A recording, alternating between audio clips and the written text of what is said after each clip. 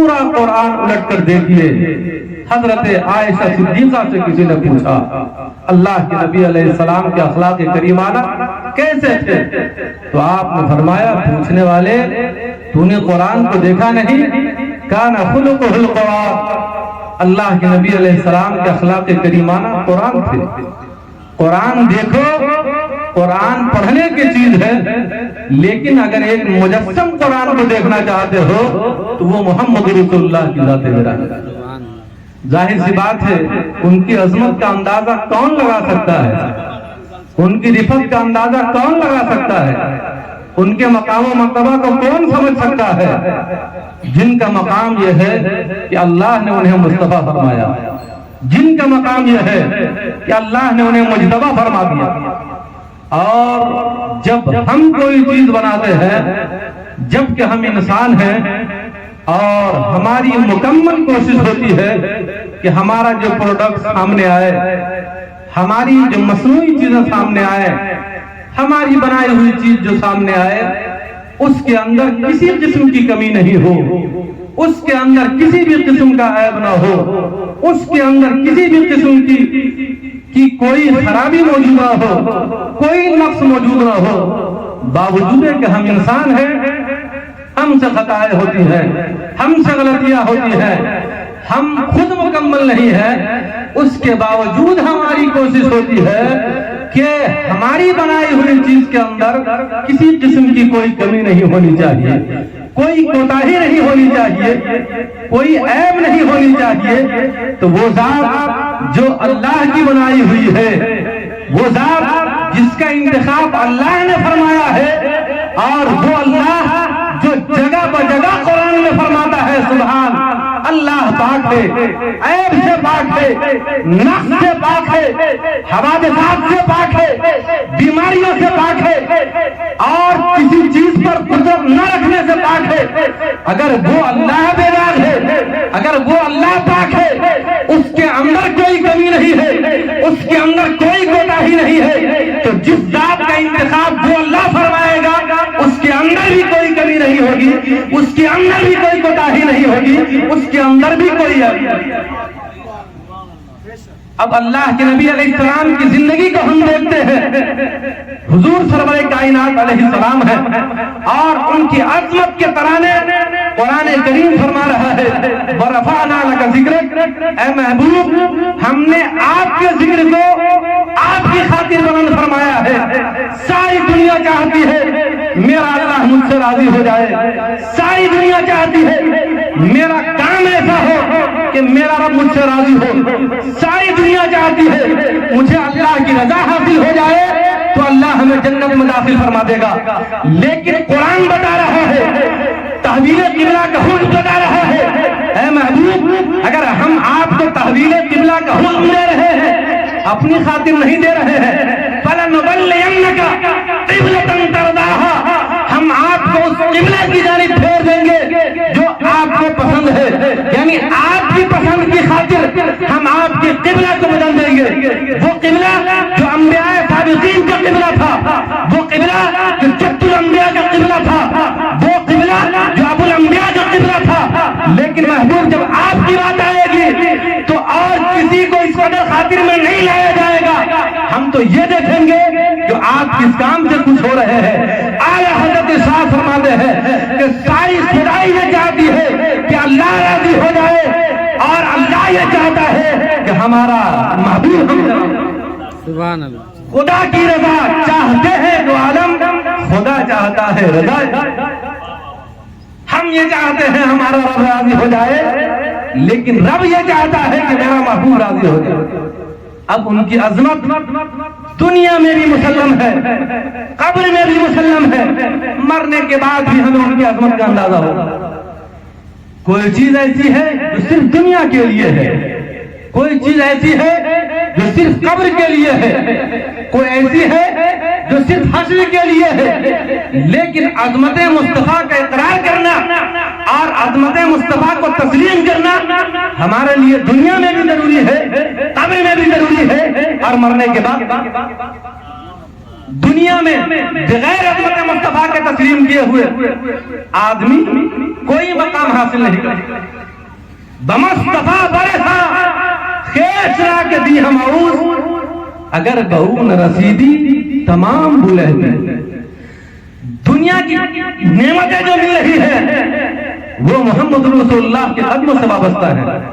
اگر کوئی یہ سمجھ لے کہ محمد رسول اللہ کی عظمت کو بغیر تسلیم کیے ہوئے ہم اسلام کو مان لیں, ہم قرآن کو مان لیں, تو ایسا آدمی مذہبی اعتبار سے وہ ایسا سیکولر تو ہو سکتا ہے کہ بتوں کے سامنے سجدہ بھی کر سکتا ہے, بتوں کے سامنے اپنے سر نیاز کو خم بھی کر سکتا ہے, اور مسجد میں آ کر اللہ کی بارگاہ میں بھی سجدہ کر سکتا ہے.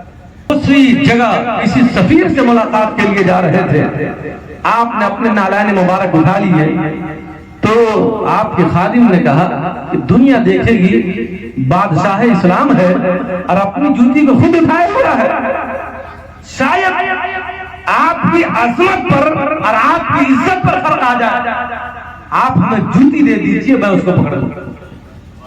وہ عمر ابن خطاب جس کی ایمان کے لیے اللہ کے نبی دعا کر رہے ہیں, اور دعا کا انداز یہ ہے اللہم اعز الاسلام, اے اللہ اسلام کو معزز کر دے, اسلام کو باعزت کر دے, وہ عمر ابن خطاب ہے.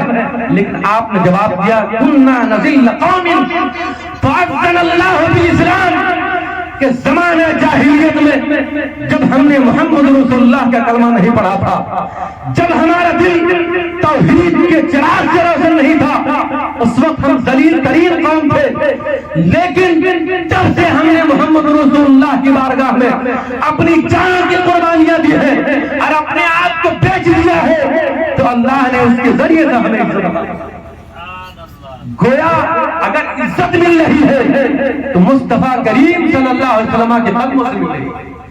اسی لیے دنیا میں ان کی عظمت کا اعتراف کرو, مرنے کے بعد بھی آپ جانتے ہیں قرآن کہتا ہے الذی خلق الموت والحیات لیبلوکم ایکم احسن عملا, ہم نے موت اور زندگی اس لیے پیدا فرمائی کہ آزمائے کہ تم میں کا عمل کے اعتبار سے کون بہتر ہے. اس سے کلیئر ہو گئی یہ بات اور یہ کنسپٹ کلیئر ہو گیا کہ انسان پیدا ہوتا ہے پھر مرتا کیوں, تاکہ اللہ تعالیٰ آزمانے کے عمل کے اعتبار سے کون بہتر ہے. لیکن تعجب تو یہ ہے جب قبر میں سوالات ہو رہے ہیں تمہارا دین کیا ہے, تمہارا رب کون ہے, محمد رسول اللہ کے بارے میں کیا کہتا تھا, تینوں سوالات ہو رہے ہیں, ایک بھی عمل کے بارے میں نہیں ہو رہا ہے. پوچھنا تو یہ چاہیے تھا کہ نماز تو نے کتنے وقت کی پڑھی ہے, پوچھنا یہ چاہیے تھا تو نے روزہ رکھا ہے یا نہیں, پوچھنا یہ چاہیے تھا تو نے حج کیا ہے یا نہیں. ایک بھی سوال انسان کے عمل کے بارے میں نہیں ہو رہا ہے, انسان کے عقیدے کے بارے میں اس لیے سوال ہو رہا ہے کہ لوگوں جہاں تمہیں دنیا میں عظمت مصطفیٰ کو ماننا ہوگا, قبر میں بھی تمہیں عظمت مصطفیٰ کو ماننا ہوگا. بغیر قبر میں عظمت مصطفیٰ کو مانتے ہوئے تمہاری بخشش خدا کی قسم نہیں ہوئی.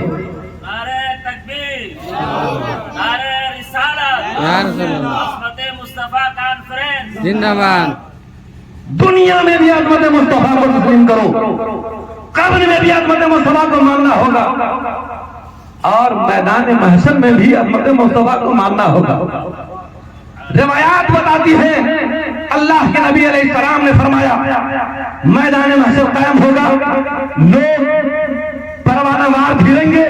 قرآن کہتا ہے بیوی بچوں سے, بچے اپنے والدین سے, اور شوہر بیوی سے, ہر ایک سے جدا ہو جائے گا, کوئی کسی کو پوچھے گا نہیں.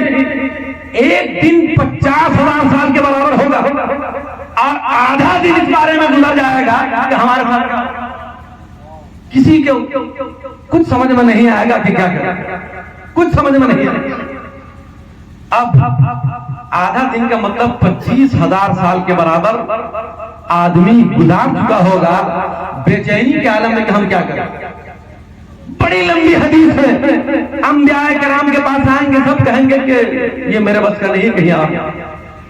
اللہ کے نبی علیہ السلام کی بارگاہ میں آئیں گے, عظمت مصطفیٰ کو ماننا اور رحمت مصطفیٰ کی ضرورت جس طریقے سے دنیا میں مسلمانوں کو ہے، قبر میں مسلمانوں کو ہے، اسی طریقے سے حشر میں مسلمانوں کو بھی ہے، منافقوں کو بھی ہے اور مرجئین۔ اس لیے کہ وہاں جب 25,000 سال کے برابر دن گزر چکا ہوگا، کوئی بات نہیں اٹھائے گا اللہ کے سامنے۔ کون ہے جو اللہ کے سامنے بات اٹھائے گا؟ یوم یقوم الروح والملائکہ لا یتکلمون الا من اذن له الرحمن۔ سب کھڑے رہیں گے، فرشتے کھڑے ہوئے ہیں، خصوصیت کے ساتھ جبریل بھی کھڑے ہوں گے، کوئی نہیں بولے گا۔ جس کو اللہ اجازت دے گا وہ بولے گا۔ اب محمد رسول اللہ فرمائیں گے اے اللہ اپنے ان بندوں کا حساب لے۔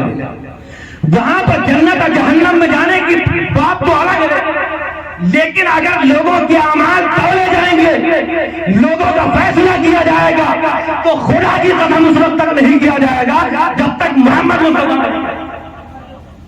گویا میدان حشر میں بھی ضرورت پڑ رہی ہے تو محمد رسول اللہ کی ضرورت پڑ رہی ہے۔ اب حشر میں بھی ہمیں عظمت مصطفیٰ کا اظہار ملے گا۔ آپ یہ حدیث سن رہے ہیں نا، اور اس تعلق سے بہت لمبی حدیث ہے، میں وقت لینا نہیں چاہتا۔ انبیاء کرام کے پاس آئیں گے، ہم کو تو معلوم ہے کہ سب کے پاس جائیں گے اور سب بھیج دیں گے، آخر میں محمد رسول اللہ کے پاس آئیں گے۔ جب اللہ کے نبی علیہ السلام کی بارگاہ میں آنا تھا تم ڈائریکٹ کیوں نہیں چلے گئے؟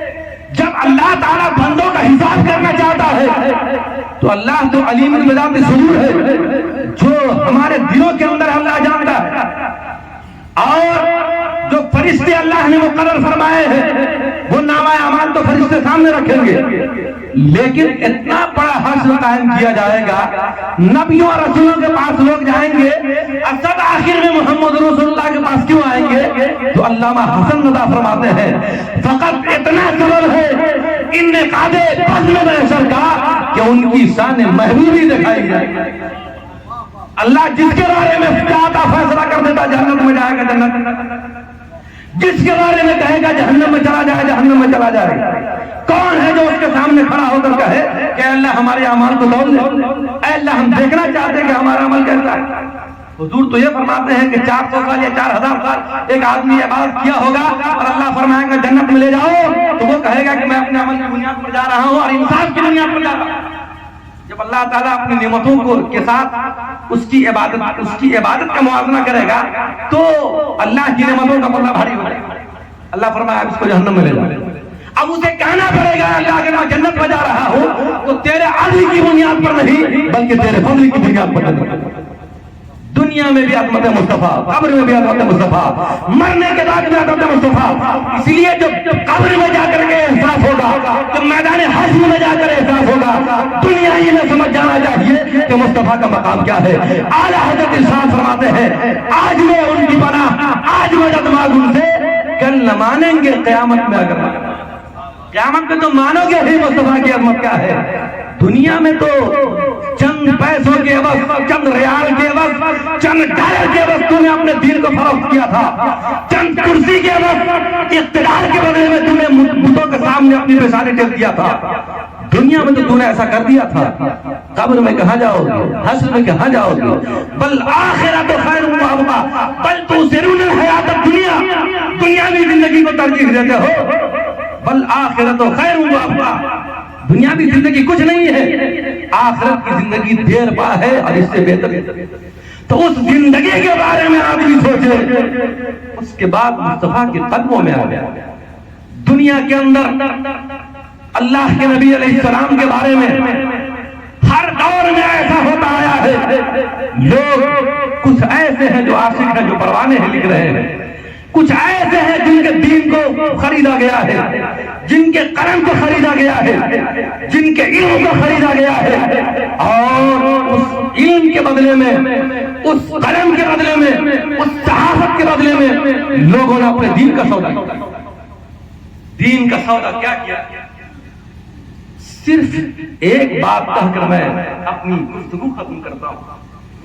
1976 کے اندر ایک رسالہ ترجمان القرآن نام کا شائع ہوا،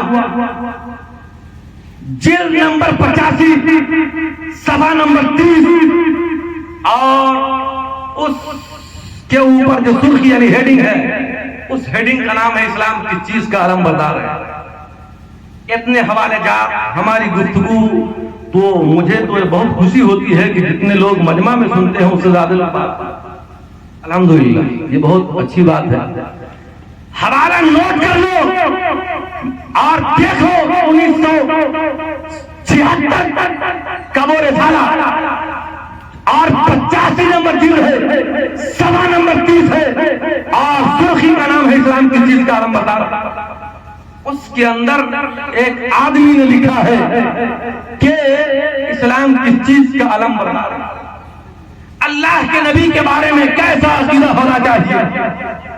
تعجب تو یہ ہے، ایک ایسا آدمی جو 8ویں جماعت پاس تھا، ایک ایسا آدمی جو مدرسے سے نکالا گیا تھا، ایک ایسا آدمی جو پیپروں کے اندر اپنے مضمون اور اپنے آرٹیکلز کو چھپوانے کے لیے ایڈیٹروں کا جوتا صاف کرتا تھا، وہ لکھنے لگا لکھتے لکھتے صحابت کی دنیا کا ابھرتا ستارہ بن گیا۔ نہ جانے کتنے ستاروں کو مل گئی شہرت ایک آفتاب کے بے وقت۔ جب آفتاب ڈوب جاتا ہے تو ایک ٹمٹماتا ہوا ستارہ بھی اپنی روشنی بکھیر دیتا ہے۔ لکھا گیا اور بڑھتا چلا گیا وہ آدمی، اور اس کے بعد اس نے اس کتاب کے اندر ترجمان القرآن کے اندر لکھا اسلام کس چیز کا علم بردار ہے، عظمت مصطفیٰ کی بات ہے، اسی لیے میں وہ بات پیش کر رہا ہوں کہ نبی کی عظمت اور مصطفیٰ کی عظمت کیا ہونی چاہیے۔ ایک جملے کی حساسیت کو سنیے، یہی جملہ اس نے لکھا ہے اور اس جملے کو نقل کرنے والے بھی علماء اہل حدیث ہیں اور علماء دیوبند ہیں، کوئی بریلوی مولوی نہیں لکھنے والا ہے، اہل سنت کا مولوی نہیں لکھنے والا۔ اس نے بطور حوالہ بھی لکھا اور آج بھی گوگل پر وہ کتاب موجود ہے، ریخ کا سائٹ ہے، آدمی جا کر وہاں ڈاؤن لوڈ کر سکتا ہے، دیکھ سکتا ہے۔ اس کے اندر لکھا کہ نبی کا کام صرف پیغام پہنچا دینا ہے، اس کے علاوہ اور کچھ نہیں۔ حتیٰ کہ اگر نبی گناہ کرتا ہے تو اللہ تعالیٰ اس کو بھی عذاب دے گا، وہ عذاب کو نہیں بچے۔ یہی جملہ ہے جب اللہ کا انتخاب محمد رسول اللہ ہو، جب محمد رسول اللہ کی زندگی کو اللہ فرما رہا ہو لقد کان لکم فی رسول اللہ اسوۃ حسنہ، کہ محمد رسول اللہ کی زندگی میں تمہارے لیے بہترین نمونہ عمل ہے، تو ایسے رسول کے بارے میں ایک ایسا جاہل آدمی اٹھتا ہے جو مدرسے کا پڑھا لکھا بھی نہیں ہے اور وہ کہتا ہے کہ رسول اگر گناہ کرتا ہے تو اللہ اس کو بھی عذاب دیتا ہے، وہ عذاب سے نہیں بچے۔ یعنی تمہارا قلم اگر آوارہ ہوا ہے تو محمد رسول اللہ کی بارگاہ میں پہنچا۔ اس سے پہلے جن لوگوں نے لکھا ہے اس کا بھی ایک جملہ اس نے ہی اپنی کتاب میں لکھا ہے اور اسی مضمون میں لکھا ہے کہ نبی نہ تو فوق البشر ہوتا ہے اور نہ ہی بشری کمزوریوں سے بالغ۔ یہی جملہ اس کی کتاب میں دیکھا جا سکتا ہے۔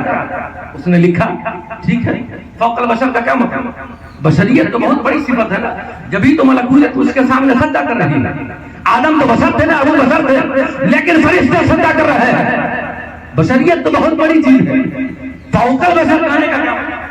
ہم تو فوق البشر نہیں مانتے محمد رسول اللہ صلی اللہ علیہ وسلم کو، وہ بشر ہے، بالکل بشر ہے، قرآن سے ان کی بشریت ہے، لیکن یوحا الیہ کی بھی صفت ہے، ان تک وحی ہو رہی ہے۔ یاقوت حجر لا کالحجر محمد بشر لا کالبشر۔ یاقوت بھی ایک حجر ہے، پتھر ہے، لیکن وہ پتھر نہیں ہے جو عام قسم کا پتھر ہے جو 10,000 روپے ڈالر مل رہا ہے۔ ایسے ہی محمد رسول اللہ بشر ہے، لیکن تمہاری طرح بشر بہر کے ہم فوق البشر نہیں مانتے، بالکل نہیں، لیکن یہ جملہ جو ہے کہ بشریت سے بالا تر اور بشری کمزوریوں سے بالا تر۔ بشری کمزوریاں کیا ہیں؟ انسان بھولتا ہے یہ بشری کمزوری نہیں ہے بلکہ بشری خاصہ ہے، صفت ہے۔ انسان سوچتا ہے یہ بشری کمزوری نہیں ہے، اس کی صفت ہے۔ بشری کمزوری یہ ہے کہ آدمی گناہ کرتا ہے، بشری کمزوری یہ ہے کہ آدمی زنا کرتا ہے، بشری کمزوری یہ ہے کہ آدمی اس قدر اپنی زندگی گزارے کہ جس سے اللہ کا عذاب۔ बशरी कमजोरी है, यहाँ से उसने बुनियाद रखी। और ऐसा आदमी ताज्जुब है कि कुरान की तफसीर लिख रहा है कुरान की, इसीलिए आज उनके मानने वाले लोगों को देखेंगे वो बहकाते फिर रहे हैं, मौलवियों की बात मत सुनो, मौलवियों की बात मत सुनो, कुरान खुद से समझो, हदीस। ठीक है भाई, मौलवियों की बात मत सुनो, लेकिन जो तर्जमा तुम पढ़ रहे हो ना वो भी उसी मौलवी का लिखा हुआ, जो हदीस का तर्जमा तुम पढ़ रहे हो वो भी किसी मौलवी का लिखा हुआ है। तुम्हारे कहने का मतलब ये है कि जो हमारा मौलवी है उसी का तुम सुनो, जो दूसरे तबका का मौलवी है उसको ना सुनो। जबकि तुम्हारा दावा तो यह है कि हम तो कुरान देखते हैं, हदीस देखते हैं। कितनी हदीस देखो भाई, कितना कुरान देखो। तुम्हारा गुरु घंटाल ऐसा आदमी एक बार भी नहीं जानता था और वो कुरान की तफसीर करने के लिए बैठ गया। मैं दुनिया के किसी भी मैदान में बोलने के लिए तैयार हूँ। आखिरी बार जमात का आदमी है, अखबार में अपना आर्टिकल लिखा है, और जब लिखने आ जाता है तो बाद में कुरान की तफसीर लिखा है। आप उसको लोग अपने वक्त का मुजद्दिद मानते हैं और मुफक्किर इस्लाम मानते हैं, और उसके ब्लाइंड फॉलोवर घूम रहे हैं, अंधे मुकल्लिद घूम रहे हैं, और हम पर अंधे तकलीद का इल्जाम लगा रहे हैं कि ये लोग अंधे मुकल्लिद हैं। नहीं, कोई कुछ भी करे लेकिन मुस्तफा के कदमों में आना, मुस्तफा करीम की अजमत को मानना होगा।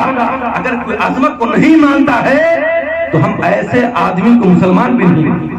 इसलिए कि इस्लाम की बुनियाद इस बात पर है कि मा आता तुम रसूल फखुज़ू व मा नहाकुम अन्हु फंतहू।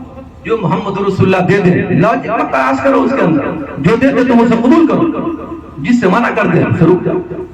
ये हमारा लॉजिक नहीं कर रहा है, ये हमारी अक्ल नहीं। तुम्हारी अक्ल नाकिस है, तुम्हारी अक्ल खाम है, इसीलिए वहां तक नहीं पहुंच सकती तुम्हारी अक्ल।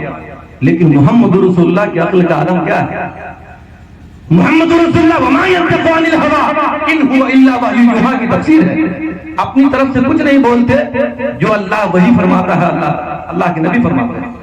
यानी फरमाने खुदा होता है जो मोहम्मद रसूलुल्लाह के ज़बान से निकलता है। अब अगर कोई आदमी कह दे कि नबी भी अगर गुनाह करेगा तो अल्लाह के अजाब से बच नहीं पाएगा, यही जुमला है। मेरे जुमले को नोट करो, रिकॉर्ड करो और किताब के अंदर देखो। इस्लाम किस चीज का आलम बरदार है? किसी चीज का आलम बरदार है कि नबी को मानो कि गुनाह करेगा इसको अल्लाह ताला अज़ाब देगा। अरे नबी को तो इसलिए भेजा जाता है कि सारी दुनिया उसकी सबक हासिल करे। नबी को इसलिए भेजा जाता है कि सारी दुनिया का मुक्तदा हो। नबी को इसलिए भेजा जाता है कि लोग उनकी जिंदगी को देखें और अपनी जिंदगी के लिए आइडिया बनाए। अगर नबी को ना करेगा तो कौन बाकी जाएगा? जब नबी अल्लाह का इंतखाब है, जब नबी मुस्तफा है, जब नबी मुत्तबा है, गुनाह का तसव्वुर ही नहीं किया जा सकता। लेकिन तुम्हारे मजहब ही की बुनियाद इस बात कि नबी भी गुनाह करेगा तो उसको अल्लाह अज़ाब देगा, अज़ाब से नहीं बच सकता। और तुम पर मेरे आका की इनायत न सही, नजदियों कलमा पढ़ाने का भी एहसान किया। अरे किसी चीज को मत मानो, लेकिन इतना तो मानो कि इस्लाम अगर मिला है तो मोहम्मद रसूलुल्लाह, कम से कम ये एहसान तो मान लो भाई। किसी मौलवी को मत मानो, आज के मौलवी को नहीं, 200 साल 500 साल के मौलवी को मत मानो, लेकिन मोहम्मद रसूलुल्लाह को वही बात मानो जो अल्लाह फरमाता। ये नहीं कि हमारा गुरु घंटाल क्या कर रहा है। अगर हम कोई बात कहते तो ये इसका मौलवी कह रहा है, इसका गुरु घंटाल कह रहा है। तुम्हारा गुरु घंटाल जो पढ़ा भी नहीं हुआ था, लिखा भी नहीं हुआ था, वो सिर्फ सहाफत जानता था, तहरीर लिखता था, उर्दू लिखता था, और वो आदमी मुजद्दिद बन गया है, मुफस्सिर कुरान बन गया। और उसकी बात को ये चाहते हो कि इस्लाम में हम नाफिज कर दें। यही वजह है कि जब 1948 के अंदर जब इसका मामला बहुत फैला, उसको जेल कर दिया गया। 9 साल तक जेल रहा, उसके मानने वाले लोगों को जेल कर दिया गया। तस्लीम उसका माहनामा था, उसको बंद कर दिया गया। कौसर माहनामा था, उसको बंद कर। दुनिया में भी तुम्हारे लिए जरूरी है, कब्र में भी तुम्हारे लिए जरूरी है, और हश्र में भी तुम्हारे लिए जरूरी है। अज़मत मुस्तफा को मानना, अज़मत मुस्तफा की महफिल का इनेकाद करना, ये आज की इजाद नहीं है, ये आज के दौर की जरूरत नहीं है, बल्कि हर वक्त के दौर की जरूरत है। जब जब फितना जन्म लेता है, अज़मत मुस्तफा पर सबूत मारने की कोशिश करता है, उस वक्त उलमा इस्लाम खड़े होते हैं, उसका दिफा करते हैं, उस वक्त उसका मुकाबला किया जाता है, उस वक्त उसका जवाब दिया जाता है। इल्म दलाइल की रोशनी में उसकी तरदीद की जाती है। हमारे उलमा कहते रहे, हमारे उलमा अपनी किताबों में लिखते रहे, हमारे उलमा بتاتے رہے، لیکن ہم خاندانی پس منظر کو دیکھتے ہیں، ہم محلے کو دیکھتے ہیں، ہم گاؤں کو دیکھتے ہیں اور کہتے ہیں گاؤں میں اختلاف و انتشار نہیں ہونا، بالکل نہیں ہونا چاہیے، متحد ہونا چاہیے پورے گاؤں کو، پورے معاشرے کے اندر پرامانی کی فضا قائم ہونی چاہیے۔ لیکن ایک ایسا آدمی جو بلاتا ہے چند لوگوں کو اور ایک خاص قسم کے فرقہ کا بینر بنا دیا جاتا ہے، لکھا جاتا ہے یہ پروگرام اس فرقہ کی جانب سے ہے، تم فتنہ پھیلا رہے ہو، اور جب فتنہ کی سرکوبی کے لیے کھڑے ہو رہے ہو تو فتنہ پھیلا رہے ہیں، فتنہ تو تم پھیلا رہے ہو اور اس کی سرکوبی کے لیے ہم کھڑے ہو رہے ہیں۔ اس لیے اگر یہ چاہتے ہو کہ ہمارے درمیان اتحاد باقی رہے، ہمارے درمیان اختلاف نہ ہو سکے، اس کے لیے تمہیں فتنہ سے بات کرنا، فتنہ سے بات رہتے ہوئے آپ ہماری بات مت مانیے، ہمارے علماء کی بات مت مانیے، کم سے کم قرآن کی بات مانیے کہ امت مصطفیٰ کے بارے میں قرآن کیا کہہ رہا ہے، جن کا ہر قول وہی خدا ہوتا ہے، جن کا عمل وہی خدا ہوتا ہے۔ حتیٰ کہ نماز کی حالت میں اللہ کے نبی علیہ السلام نے ظہر یا عصر میں 4 رکعت کے بجائے 2 رکعت آپ نے پڑھا دی تو عقبہ ابن حابس کھڑے ہوئے، یا رسول اللہ آپ یا تو نسیت ام کثرت بجا رہے ہیں، نسیان یا پھر قصر کا معاملہ ہوا ہے۔ اللہ کے نبی نے فرمایا میں بھولتا نہیں بلکہ بھلا دیا جاتا، اس لیے بھلا دیا جاتا ہو کہ امت کو معلوم ہو جائے کوئی آدمی اگر بھول جائے نماز مصطفیٰ کریم کی پر اگر نسیان بھی ہو رہا ہے، اگر اللہ بھلوا بھی دے رہا ہے، امت مصطفیٰ کی رحمت، امت مصطفیٰ کے سبب کے لیے ہو رہا ہے کہ اللہ رب العزت یہ بتانا چاہ رہا ہے کہ اگر کوئی آدمی بھول جائے اپنی نماز کے اندر تو وہ کیا کرے، اسی لیے اللہ کے نبی علیہ السلام بھول جاتے ہیں، ورنہ تو خود فرما رہے ہیں ابھی تو عند ربی یطعمنی ویسقینی، میرا رب مجھے کھلاتا ہے، میں رات میں اپنی رب کی بارگاہ میں، پھر بھی فجر کی نماز میں بلال حبشی کو مقرر فرمایا کہ مجھے جگہ دینا، سوتے رہے صحابہ کرام، اس لیے کہ سلیقہ معلوم ہو جائے کہ اگر مکمل جماعت سوتی رہ جائے یا کسی پریشانی میں مبتلا ہو، وقت نکل جائے تو کس طرح نماز پڑھے۔ مصطفیٰ کریم علیہ السلام کا ہر قدم ہمارے لیے لائق تقلید ہے۔ جب قرآن یہ فرق نہیں کر رہا ہے، تم کون ہوتے ہیں فرق کرنے کے لیے، فرق کرنے والے؟ اسی لیے یہ ماننا ہوگا کہ اگر ہماری بنائی ہوئی چیز بیدار ہوتی ہے جبکہ ہم کتابدار ہیں، تو جو اللہ کا انتخاب ہے، اور انتخاب بھی ایسا کہ لوگوں کے درمیان چھوڑ دے رہا ہے اللہ کہ ان کی تم تقلید کرو، ان کی تم پیروی کرو، ان کے بارے میں ایسا گمان کر دینا کہ اس سے اگر گناہ ہو جائے تو اللہ کے عذاب سے بچ نہیں سکتا، لکھنے والا بھی گمراہ ہے اور جو اس کو صحیح مانتا ہے وہ بھی راہ مستقیم سے ہٹا۔ عظمت مصطفیٰ پر ہر دور میں سب خون مارنے کی کوشش کی گئی، اس پر حملہ کرنے کی کوشش کی گئی، لیکن ہر دور میں علماء اسلام اٹھتے رہے اور اپنے عوام کو بتاتے رہے۔ ایک اخیر بات اور سن لیجئے، بس اخیر بات، ایسے معاملات کے اندر ہمارا خاندان ہے، ہمارا گھر ہے، ہمارا معاشرہ، ہمارا محلہ ہے، کوئی اپندر مچاتا ہے، ہم اس کا جواب نہیں دیتے، نہیں، آپ کو جواب دینا ہوگا۔ واقعات سنتے ہیں نا، حضرت ابو بکر ہے، ان کا بیٹا ہے، اگر تم میدان جنگ میں ہمارے ساتھ آپ میدان جنگ میں میرے تلوار کے نیچے آ گئے لیکن میں آپ کو چھوڑ دیا، اس لیے کہ باپ بیٹے کا رشتہ تھا۔ ابو بکر نے کہا کہ اگر تم میرے سامنے آئے تو میں تیری گردن اڑا دوں گا، نہیں دیکھتا کہ تم میرا بیٹا ہے، اس لیے کہ اگر ہم بک گئے ہیں مصطفیٰ کریم کے بارگاہ میں، مصطفیٰ کریم کے بازار میں بک گئے ہیں تو ہمارے رشتے کی بھی کوئی حقیقت نہیں ہے، محلے کی بھی کوئی حقیقت نہیں ہے، بات صحیح ہے۔ اگر مصطفیٰ کریم کی بات آئے گی خدا کی قسم تو کسی کی کوئی حقیقت نہیں، باپ بھی ہوگا تو اس کو ٹھوکر مارتے ہیں، معاشرہ ہوگا تو ہم اس کو چھوڑ دیں گے، لیکن مصطفیٰ کریم کی عظمت کو کوئی حرف بھی ڈال دینا اس کو گوارا نہیں کرے۔ اعلیٰ حضرت فرماتے ہیں جان ہے عشق مصطفیٰ روز خضوع کرے خدا، جس کو وہ درد کا مزہ نازے نبا۔ ہمارے جسموں میں اگر جان ہے تو اس کا ایک مقصد ہے، اگر جیئیں گے تو مصطفیٰ کے لیے جیئیں گے، مرے گے تو مصطفیٰ۔ اگر ہمارا یہ جذبہ ہو جاتا ہے تو دنیا کی کوئی طاقت ہمیں نہیں جھٹلا سکتی ہے۔ اور یہ مت سوچئے کہ ہمارا زمانہ کیا کر لے گا، اس لیے کہ جو خلاف ہے زمانہ میرا کیا بگاڑ لے گا، میرے ساتھ ہے محمد، میرے ساتھ ہے، اگر محمد ہمارے ساتھ ہے، خدائی ہمارے ساتھ ہے تو دنیا مخالف ہو کر بھی ہمارا کچھ نہیں بگاڑ۔ میں یہ کہہ رہا تھا کہ جب ہم شادی بیاہ کرتے ہیں تو اس کے اندر بھی ضروری طور پہ اس بات کو دیکھیں آج ہمارے معاشرے کے حالات وقت سے بدتر ہوتے جا رہے ہیں. رشتے نبھانے کے لیے پھوپھی ذات لڑکی ہے, خالہ ذات لڑکی ہے, چچا ذات لڑکی ہے, اور ہم نکاح اس لیے کر رہے ہوتے ہیں کہ نکاح کر لیتے ہیں, آپس کی بات ہے, اس کا مذہب ہم سے الگ ہے تو کیا ہو گیا, اس کا خاندان ہم سے الگ ہے تو کیا ہو گیا, رشتہ تو ہے. اس رشتے کی کوئی حقیقت نہیں ہے جہاں پر مصطفیٰ کریم کی بات ہے. اس لیے کہ آپ یہ مت کہیے کہ اگر بدعقیدہ عورت آ جائے گی تو ہم اس کو سدھار دیں گے. تاریخ تو یہ بتا رہی ہے کہ بدعقیدہ عورت آنے کے بعد پوری نسل ڈاکٹر طاہر حسین بہت بڑا نام ہے اور دنیا اسلام کی قدیم ترین یونیورسٹی جامعہ الازہر کا 22 چانسلر رہ چکا ہے طاہر حسین. جب یہ عربی میں گفتگو کرتا تھا تو علماء ازہر اس کے سامنے دنگ رہ جاتے تھے, انگشت بدلتا رہ جاتے تھے کہ کیا عربی بول رہا ہے آدمی, کیا عربی جانی ہے. جب قرآن کی فصاحت و بلاغت پر گفتگو کرتا تھا تو سننے کے لائق تھے, لیکن اخیر عمر میں وہ بھی برباد ہو گیا. اس نے قرآن کریم پر 60 اعتراضات کیے ہیں اور یہ بتایا ہے کہ قرآن کے یہ الفاظ وہ ہیں جو عربی میں نہیں ہے, پھر قرآن کی فصاحت. اتنا بڑا آدمی اور اسلامی دنیا کا کی جو قدیم یونیورسٹی ہے اس کا وائس چانسلر ہے, اتنا بڑا آدمی گمراہ کیسے ہو گیا. جب آپ اس کی زندگی کو پڑھیں گے تو سمجھ میں آئے گا کہ اس نے آخر عمر میں ایک یہودیہ عورت نکال دیا. اب یہودیہ عورت نے اس کے مزاج کو ایسا بدل دیا ہے کہ جو آدمی قرآن کی فصاحت پر گفتگو کر رہا تھا آج وہ قرآن کی اتنا دور مت جائیے. ہندوستان کی تاریخ بادشاہ اکبر کا زمانہ دیکھیے. اکبر کا دین الہی سن رہے ہیں, دین الہی کتنا بڑا نام ہے.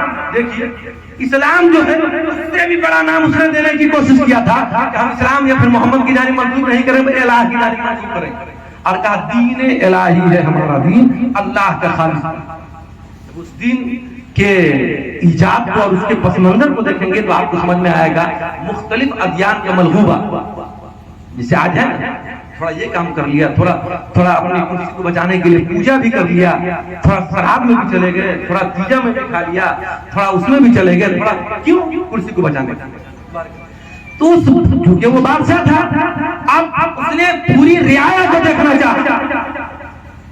اس کے ابتدائی ایام ایسے تھے کہ مسلمان اچھا خاصا مسلمان تھا, لیکن بعد میں اس نے بڑے جانور کی قربانی پر پابندی لگا دیا تھا, کھانے پر پابندی لگا دیا تھا, نماز اس طریقے سے پڑھنے پر اس نے پابندی لگا دی تھی.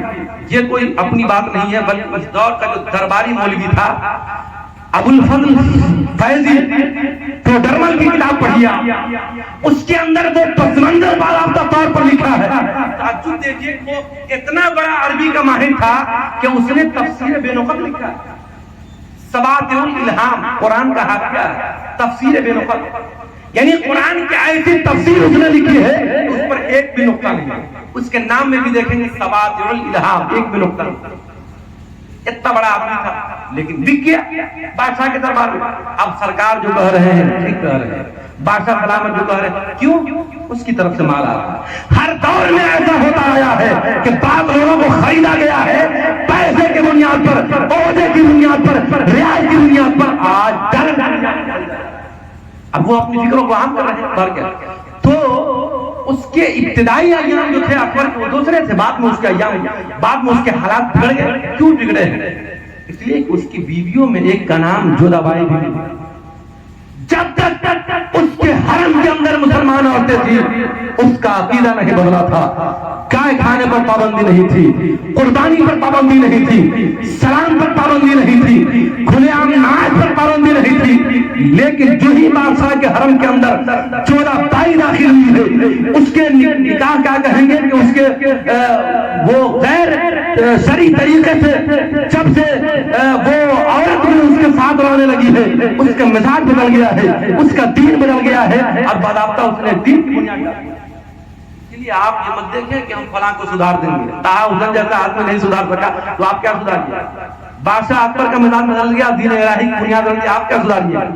اس لیے اس بات کو ہر قیمت خاطر میں لائیے, ہمارا رشتہ اگر کسی سے ہے تو صرف اسلام کی بنیاد پر محمد رسول اللہ. خاندان کچھ نہیں ہے, اللہ اللہ کے نبی علیہ السلام ہیں، مکہ سے مدینہ آتے ہیں، عقد مواخات آپ نے سنا ہوگا یا پھر ہماری گفتگو کے اندر اس کا پورا پس منظر کبھی آپ نے سنا ہوگا. کہاں کہاں کا آدمی ہے ایک کو دوسرے کا بھائی بنا دیا نبی نے. تو اس کا بھائی، تو اس کا بھائی، تو اس کا بھائی، اس کو عقد مواخات کہا جا رہا ہے.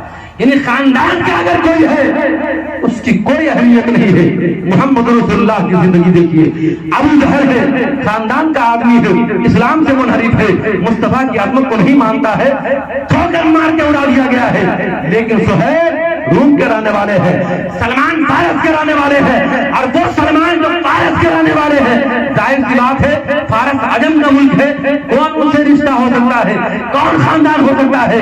لیکن ان کے بارے میں نبی نے فرمایا سلمان منا اہل بیت، سلمان میرے گھر. یہ نبی کا فرمان بتا رہا ہے کہ اگر ابو جہل جیسا چٹا بھی ہوگا اس کو خاندان سے نکال دیا جائے گا، اور سلمان جیسا فارس کا رہنے والا آدمی ہوگا، معاشرے کا آدمی نہیں ہوگا، تمہارے ملک کا آدمی نہیں ہوگا، لیکن اگر اسلام والا ہے تو تمہارا بھائی. جبھی تو نبی نے اپنے گھر کا سلمان کو فرما دیا. اس لیے اس بات کو خاطر میں مت لائیے کہ کس سے میرا کیا رشتہ ہے. ساری دنیا سے اگر میرا رشتہ ہے تو صرف عظمت مصطفیٰ کی بنیاد پر ہے اور اسلام. اسی لیے آپ کھڑے ہوئیے، اپنے دل کو بیدار کیجئے، اپنے مزاج کو بیدار کیجئے. جس طرح ہم جیتے آئے ہیں مصطفیٰ کی عظمت کے لیے، ہماری موت بھی اگر قائم ہوگی تو مصطفیٰ کی. اگر یہ جذبہ ہوگا تو ہمارا ایمان قابل رشک ہے، اور اگر یہ جذبہ نہیں ہے تو قابل لعنت و ملامت. ہمارے ایمان کی اہمیت کیا ہے؟ عظمت مصطفیٰ کی وجہ سے. اگر عظمت مصطفیٰ کو ہم نہیں مانتے ہیں جو قرآن فرما رہا ہے تو، یا کوئی آدمی نہیں مانتا ہے تو سمجھیے کہ وہ کچھ نہیں مانتا. اسی لیے دنیا کے لوگوں کو لاجک اس میں نہیں ہے. لاجک کوئی ضرورت نہ لاجک، لاجک تمہارے لیے ہے. تمہاری لاجک اتنی ہے ہی نہیں، اب تمہارے پاس اتنی ہے ہی نہیں کہ مصطفیٰ کریم کو سمجھ سکو. جو حبیب ایسا ہے کہ جن کا مقام اللہ فرما رہا ہے اور جس کی حقیقت اللہ تعالیٰ جانتا ہے، اس کی حقیقت ہم کیا سمجھیں گے؟ ہم تو یہی کہیں گے سب سے اعلیٰ تیری دربار ہے، سب سے افضل میرے ایمان مفصل کا. جو ہم ایمان مفصل پڑھتے ہیں اس کا مجمل یہی ہے، یا رسول اللہ آپ کی دربار سب سے عالی ہے. دنیا کی دربار جہاں چل جاتی ہے یا رسول اللہ وہاں سے آپ کی عظمت کا آغاز. اس لیے ہم جیے تو عظمت مصطفیٰ کی بنیاد پر جیے، ہماری موت قائم ہو تو عظمت مصطفیٰ کے لیے ہو. اللہ رب العزت کی بارگاہ میں دعا ہے کہ ہم تمام لوگوں کو اپنے دلوں کو کھولنا ہوگا اور یہ دعا کرنی ہوگی، اے